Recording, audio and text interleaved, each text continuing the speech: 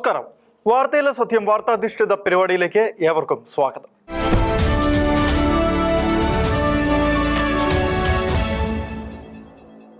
ഇസ്രായേലും അമേരിക്കയും ചേർന്ന് ഇറാനെതിരെ നടത്തിക്കൊണ്ടിരിക്കുന്ന യുദ്ധം മുറുകിക്കൊണ്ടിരിക്കുന്ന ഘട്ടത്തിൽ പ്രസിദ്ധി നേടിയ ഒരു പേരാണ് ഹോർമൂസ് കടലെടുക്കുന്നത്. ഇപ്പോൾ ഒറ്റയ്ക്ക് നിന്നുകൊണ്ട് ഇസ്രായേലിനെയും അമേരിക്കയും നേരിട്ടുകൊണ്ടിരിക്കുന്ന ഇറാന്റെ നിയന്ത്രണത്തിലുള്ള നാവിക പരിധിയിൽപ്പെടുന്ന ഈ കടലിടുക്കിലൂടെയാണ് ലോകത്തിലെ പ്രധാനപ്പെട്ട രാജ്യങ്ങളുടെ എല്ലാം നാവിക ഗതാഗതം നടക്കുന്നത്.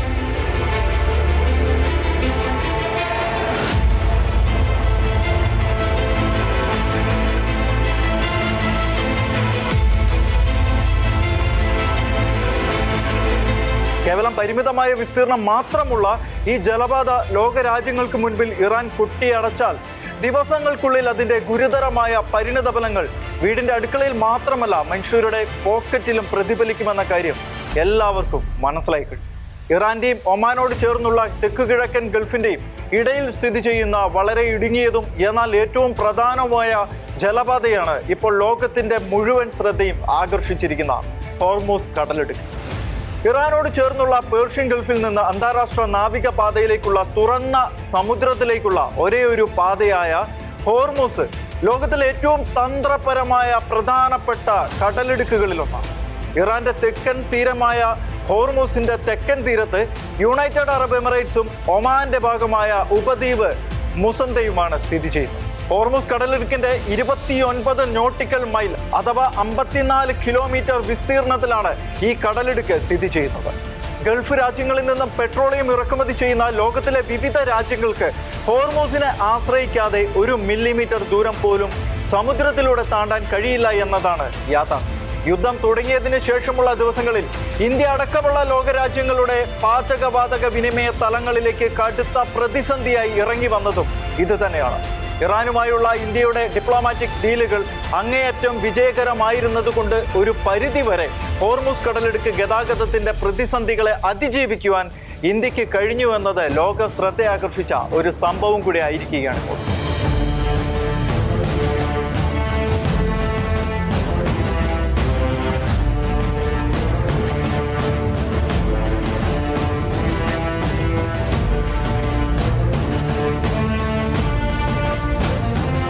അമേരിക്കൻ ഐക്യനാടുകളുടെ എനർജി ഇൻഫർമേഷൻ അഡ്മിനിസ്ട്രേഷൻ പുറത്തുവിട്ടിരിക്കുന്ന കണക്കുകൾ അനുസരിച്ച് പ്രതിദിനം 17 മില്യൺ ബാരൽ അസംസ്കൃത എണ്ണ ഓരോ ദിവസവും ഈ പാതയിലൂടെ വഹിച്ചുകൊണ്ട് പോകുന്നുണ്ട് എന്നാണ്.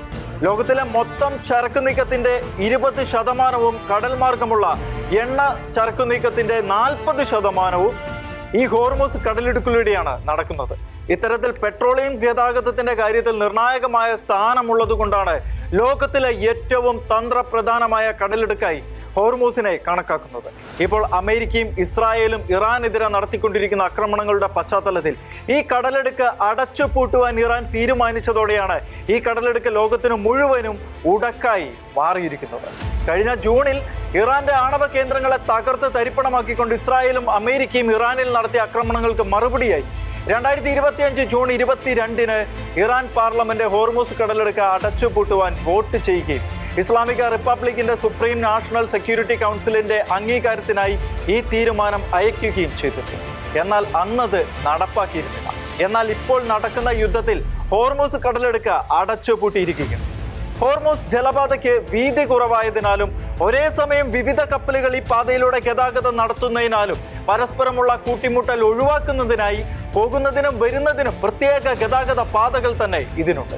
10 കിലോമീറ്റർ വീതിയുള്ള ഗതാഗത പാതയെ 3 ഭാഗമായി തിരിച്ച് അതിൽ 3 കിലോമീറ്റർ വരുന്ന ഓരോ പാതകൾ വരുന്നതിനും പോകുന്നതിനും ഒരുക്കിയിരിക്കുകയാണ്. ഈ 2 പാതകളെയും 3 കിലോമീറ്റർ വീതി വരുന്ന മീഡിയൻ ഉപയോഗിച്ച് വേർതിരിച്ചിരിക്കുകയാണ്. ഐക്യരാഷ്ട്രസഭയുടെ സമുദ്ര നിയമവുമായി ബന്ധപ്പെട്ട ട്രാൻസിറ്റ് ജലപാത വകുപ്പിന് കീഴിൽ വരുന്ന ഒമാന്റെയും ഇറാന്റെയും പ്രദേശങ്ങളിലൂടെയാണ് കപ്പലുകൾ പ്രധാനമായും കടന്നുപോകുന്നത്. എല്ലാ രാജ്യങ്ങളും ഈ വകുപ്പ് അനുസരിച്ചിട്ടില്ല എങ്കിലും US അടക്കമുള്ള മിക്കവാറും രാജ്യങ്ങൾ സമുദ്രജല ഗതാഗതത്തിന് UN-ന്റെ ഈ നിയമം സ്വീകരിച്ചിട്ടുണ്ട്. 2012 2 തവണ ഇറാൻ ഈ മേഖലയിൽ നാവികാഭ്യാസം നടത്തിയിട്ടുണ്ട്. പാശ്ചാത്യ രാജ്യങ്ങൾ തങ്ങൾ ആക്രമിച്ചാൽ ഹോർമൂസ് കടലിടുക്ക് അടച്ചിടുമെന്ന് ഇറാൻ കേന്ദ്രങ്ങൾ പല തവണ മുന്നറിയിപ്പ് നൽകിയതുമാണ്. ഒടുവിലാണ് ഇപ്പോൾ ഇവിടെ കടുത്ത നിയന്ത്രണങ്ങൾ ഉണ്ടായിരിക്കുന്നത്. ഇതിന്റെയൊക്കെ പ്രതിഫലനം എന്ന വണ്ണം ഇന്ധനവില അനിയന്ത്രിതമായി കുതിച്ചുയരുന്ന കാഴ്ചകളാണ് ലോകത്തെമ്പോളം ദൃശ്യമായി. എന്നാൽ യുദ്ധത്തിൽ അമേരിക്കയ്ക്ക് ആധികാരികമായി വിജയം നേടാൻ കഴിഞ്ഞുവെന്നും എണ്ണവില കുത്തനെ കുറയുമെന്നുമൊക്കെ അമേരിക്കൻ പ്രസിഡന്റ് ഡൊണാൾഡ് ട്രംപ് തുടക്കത്തിൽ അവകാശപ്പെട്ടുവെങ്കിലും അടുത്ത ദിവസം തന്നെ എണ്ണവില ബാരലിന് $100 കടക്കുന്ന കാഴ്ചകളാണ് നാം കണ്ടത്. ഹോർമൂസ് അടഞ്ഞു കിടക്കുന്നതിനാൽ എണ്ണവില ബാരലിന് $200 പോലും എത്താൻ ഇടയുണ്ട് എന്നാണ് പുറത്തുവരുന്ന പുതിയ റിപ്പോർട്ടുകൾ സൂചിപ്പിക്കുന്നത്. പ്രകൃതിവാതകത്തിന്റെ ലഭ്യത ഇന്ത്യയിൽ രൂക്ഷമായതോടെ വാണിജ്യ LPG സിലിണ്ടറുകൾ ഇന്ത്യയിൽ ലഭിക്കാത്ത സാഹചര്യം സംജാതമായത് രാജ്യത്തെ ഓരോ സംസ്ഥാനങ്ങളെയും ഗുരുതരമായി തന്നെ ബാധിക്കുകയും ചെയ്തു.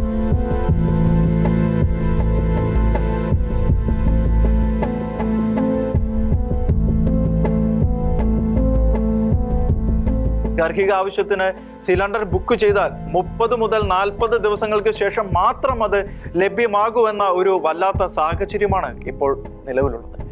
വാണിജ്യാവശ്യത്തിന് വേണ്ടിയുള്ള ഗ്യാസ് വിതരണം ഏതാണ്ട് പൂർണ്ണമായും കേരളത്തിലടക്കം ഇല്ലാതായത് അത് കേരളത്തിലടക്കമുള്ള ഹോട്ടലുകൾ പലതും അടച്ചുപൂട്ടേണ്ട സ്ഥിതിയിലേക്ക് എത്തിച്ചിരിക്കുകയാണ്. ഈ ഘട്ടത്തിലാണ് ഇന്ത്യൻ വിദേശകാര്യമന്ത്രി എസ് ജയശങ്കർ ഇറാനുമായി സംസാരിക്കുകയും യുദ്ധത്തിന്റെ പശ്ചാത്തലത്തിൽ അടച്ചുപൂട്ടിയ ഹോർമൂസ് കടലിടുക്കിലൂടെ യാതൊരു കുഴപ്പവുമില്ലാതെ പ്രകൃതിവാതകവുമായുള്ള ഇന്ത്യൻ കപ്പലുകൾക്ക് കടന്നു പോരുവാനുള്ള അനുമതി ലഭിക്കുകയും ചെയ്തു. അമേരിക്കയുടെ കപ്പലുകൾ പോലും ഹോർമൂസ് കടലിടുക്കിൽ എത്തുമ്പോൾ ആക്രമിച്ച് തകർത്ത് തരിപ്പണമാക്കുവാൻ ഇറാന്റെ പട്ടാളക്കാർ ജാഗ്രതയോടെ ഹോർമൂസ് കടലിടുക്കിൽ നിലകൊള്ളുമ്പോഴാണ് ലോകത്തെ മുഴുവൻ അമ്പരിപ്പിച്ചുകൊണ്ട് ആദ്യഘട്ടത്തിൽ 22 ഇന്ത്യൻ കപ്പലുകൾ സുരക്ഷിതമായി കടലെടുക്ക് താണ്ടിയത്.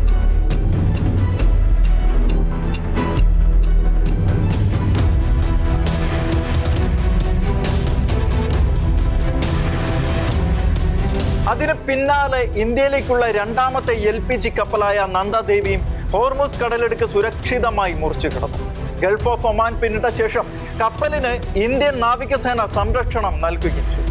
മുൻപ് ശിവാലിക് എന്ന ഒരു കപ്പൽ കൂടെ ഈ റൂട്ടിലൂടെ ഇന്ത്യയിലേക്ക് പുറപ്പെട്ടിരുന്നു.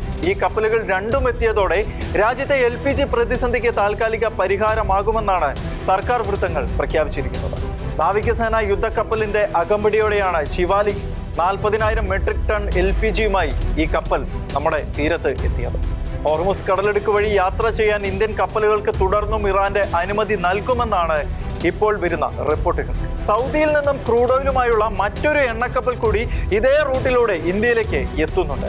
ഹോർമൂസിൽ വലിയ പ്രതിസന്ധി നിലനിൽക്കുന്ന സാഹചര്യത്തിൽ ഘട്ടം ഘട്ടമായിട്ടായിരിക്കും ഇന്ത്യൻ കപ്പലുകളെ പുറത്തെത്തിക്കുന്നത്. അത് അതീവ സുരക്ഷാ മാനദണ്ഡങ്ങൾ പാലിച്ചുകൊണ്ടാണ് കടലിടുക്കിലൂടെ ചരക്ക് നീക്കം നടക്കുന്നത്.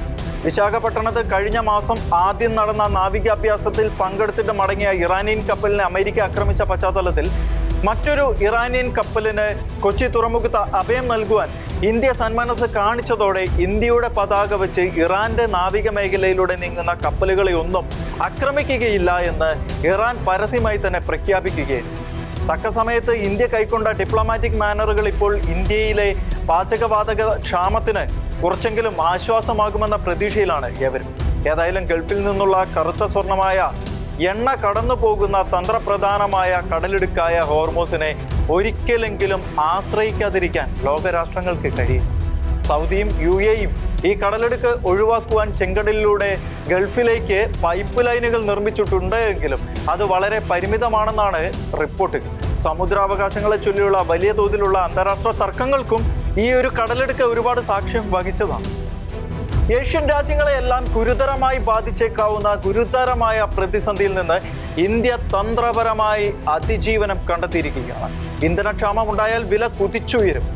ഇന്ധനങ്ങൾക്ക് വില കൂടുമ്പോൾ അത് ട്രക്കുകൾക്ക് വണ്ടിക്കൂലി ഇനത്തിൽ കനത്ത വില കൊടുക്കേണ്ടതായിട്ട് വരും. അത് കനത്ത വിലക്കയറ്റത്തിലേക്കായിരിക്കും സമൂഹത്തെ കൊണ്ടെത്തിക്കുക. ജനജീവിതം ദുസ്സഹമായി മാറും. ഏതായാലും ഹോർമൂസ് കടലിടുക്കിൽ ഇന്ത്യക്ക് വെല്ലുവിളികൾ ഒന്നും തന്നെ ഉണ്ടായിട്ടില്ല.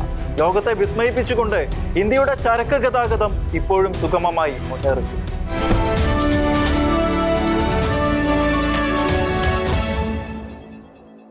കഴിഞ്ഞ കുറെ നാളുകളായി തങ്ങളുടെ നാട്ടിലെ തെരുവുകളിൽ ധൈര്യമായി ഒന്ന് ഇറങ്ങി നടക്കാൻ പോലും ആകാതെ ഭയപ്പെട്ട് കഴിയുകയാണ് കേരളത്തിലെ ജനങ്ങൾ. ഒറ്റയ്ക്കും കൂട്ടമായും തെരുവുകൾ അടക്കി വാഴുന്ന നായ്ക്കളിൽ ചിലതിന് മുൻപിലേക്ക് എത്തുന്നത് ആരാണെങ്കിലും ആ മനുഷ്യരെ അപാത ചൂടും കടിച്ചു കീറുവാൻ തക്കം പാർത്ത് കിടക്കുകയാണ് ഇവ. കാലോ കയ്യോ വളരുന്നതെന്ന് നോക്കി വളർത്തിക്കൊണ്ടുവരുന്ന പൊന്നോമന മക്കളെ പേപ്പട്ടികൾ ക്രൂരമായി കടിച്ചു കീറുകയും മാരകമായി പരിക്കേറ്റ കുഞ്ഞുങ്ങൾക്ക് ലഭിക്കുന്ന ചികിത്സ കാര്യക്ഷമമാകാതെ അവരിൽ പലരും മരണത്തിന് കീഴടങ്ങുകയും ചെയ്യുന്ന സാഹചര്യം ഉണ്ടായിട്ടും അധികാരികളിൽ പലർക്കും കേരളത്തിലെ ജനങ്ങൾ തെരുവ് നായ്ക്കൾ മൂലം അനുഭവിക്കുന്ന ദുരന്തങ്ങളെക്കുറിച്ച് ബോധ്യം വന്നില്ല എന്നതാണ് ഏറ്റവും ഖേദകരമായ.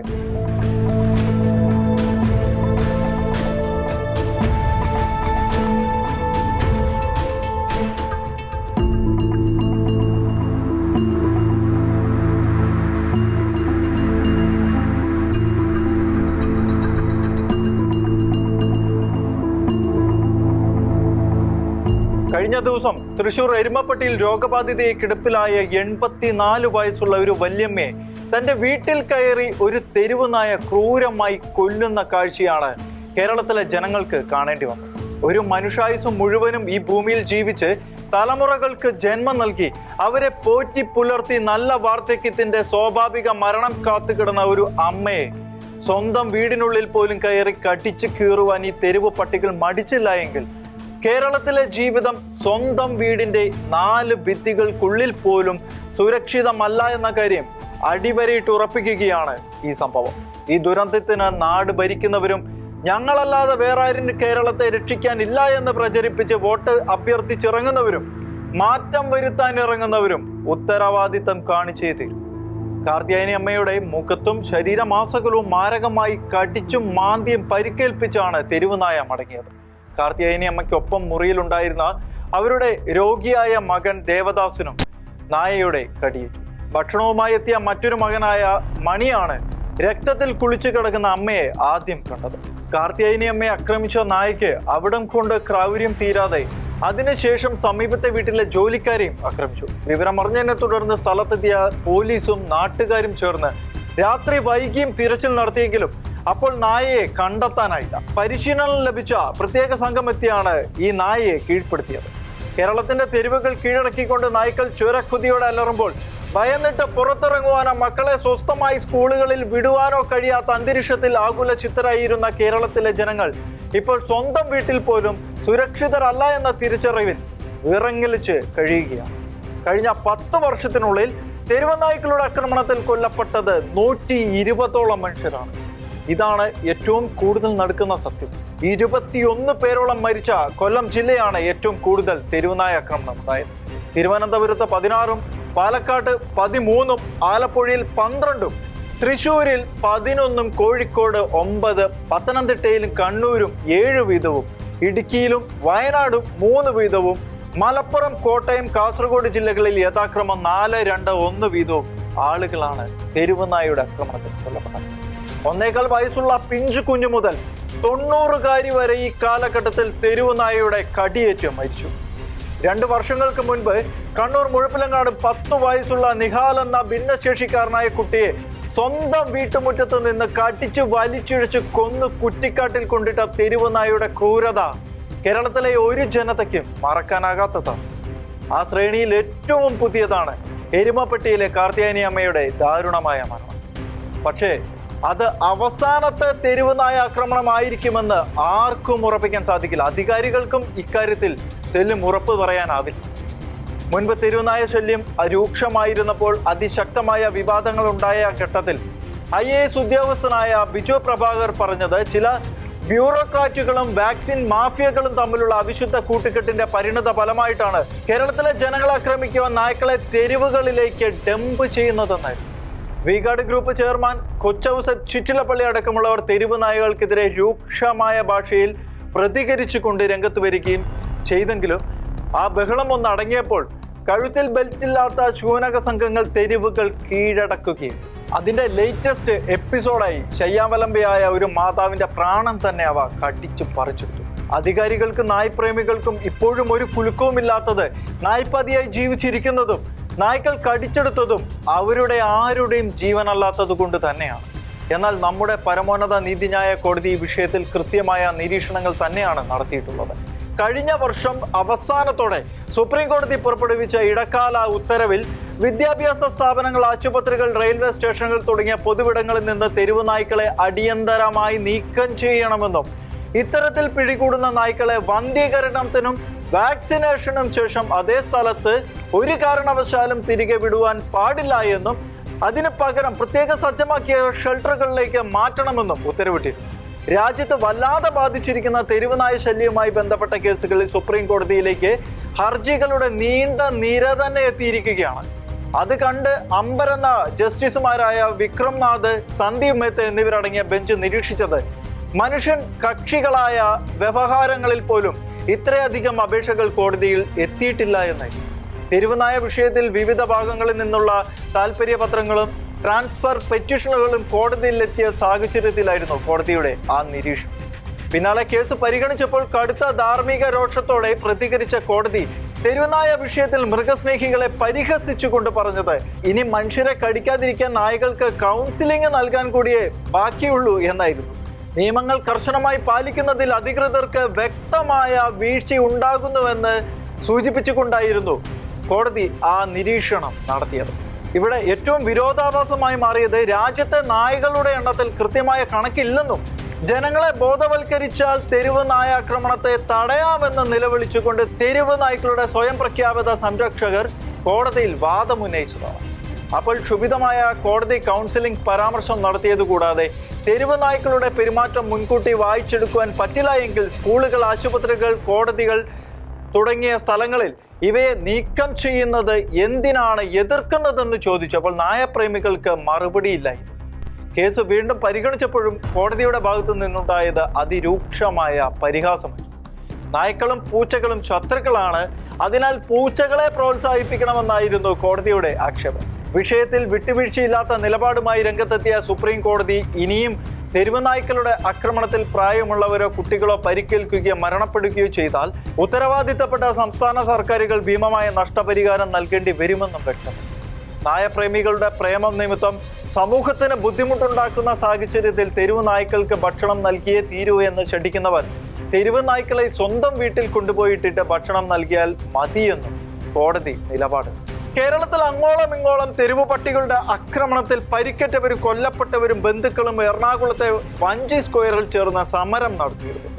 എറണാകുളത്ത് ഒത്തുകൂടിയവരിൽ ചിലവരുടെ ഹൃദയങ്ങൾ തകർക്കുന്ന വാക്കുകൾ ഏതൊരു മനുഷ്യനെയും ആശങ്കപ്പെടുത്തുന്നത് തന്നെയാണ്.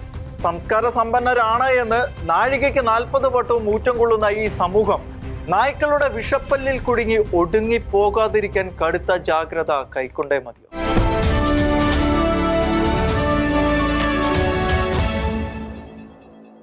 വാർത്തയിലെ സത്യവുമായി ഇനി അടുത്തയാഴ്ച.